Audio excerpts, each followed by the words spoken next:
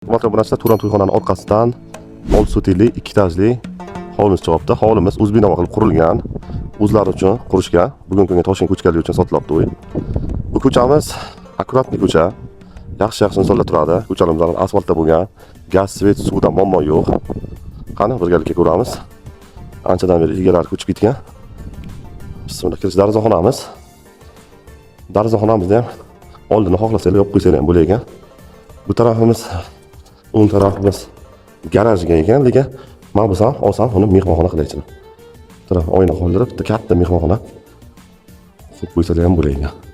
Hovlimiz zilonni zonasi. Tak, yana boshlashdan ham mehmonxonalarning soni ko'p. Uyimiz ham polni podval bo'lgan. Ko'rib turganlaringdek, podvalda ham xohlasangiz uy qilib olsangiz ham bo'lar ekan. Ichlari akkuratligina. Tak, bismillah. Asosiy kirish eshigimiz uyimiz. Umumiy sanuzel, uychaki. И uchta spalni. Tak. Bitta spalni. Uyimiz polnisda pol bo'lgan, ana ko'rib turganlaringdek. Beton emas. Yana bitta spalni. Endi remontlarni asbijit qilib olish kerak ekan. Lekin kirib yashasa ham bo'lar ekan. Tarafimiz oshxona.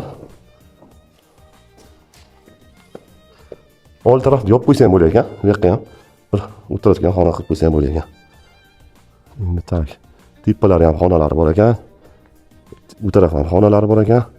Hamma joyda ko'rsatib o'tmayman. Kelib o'zlaring podrobni ko'rasizlar. Hovuz. Suv avtomatik kelaverar ekan. Xo'p. Bu o'choqxona. Bunda letniy kuxnya qilib qo'ysa bo'ladi. Hojatxona, hammom. Bu yoqqa ham bir sauna qilib qo'yasizmi? Bu tarafga molxonalar ham bor ekan. Molxonani ham o'zgartirib, bironta pomeshcheniya qilib qo'ysa ham bo'lar ekan. Xo'p. Endi ikkinchi etajga chiqamiz. Bu tarafga ham aytib o'tgandek, 3 ta 4 ta xona bor. Kelib podrobni ko'raverasizlar. Ikkinchi qavatga chiqamiz ham endi o'tiradigan balkon qilib qo'yilgan. Bu tarafga umumanlik mehmonlar uchun. Bismillah. Kirishimizga katta hol bo'ladi. O'ng tarafimizga asosiy katta zal, mehmonxonamiz. Remontlari yomon emas, endi aboylari o'sha paytda modansini aboylari yana yangilatib olib, ustini almashtirib qo'ysanglar, chiroyligina uy bo'lib qoladi. Mehmonlar yo'talay qolayotgan bo'lsa, bu tarafimizga katta xona, bo'lmasa ayollar mehmonxonasi qilib qo'ysa ham bo'lar ekan. Xo'p, suvimiz ham 24 soat kerak ekan. Shirin suv. Endi doполнительный hovuzdan qilib ketilgan. Bu esa hovlimiz 6 sotiga joylashgan. Bemalol 3 ta oila yashay oladi. Narxini kelayotgan bo'lsak, egalar 100 ming startini so'rashyapti.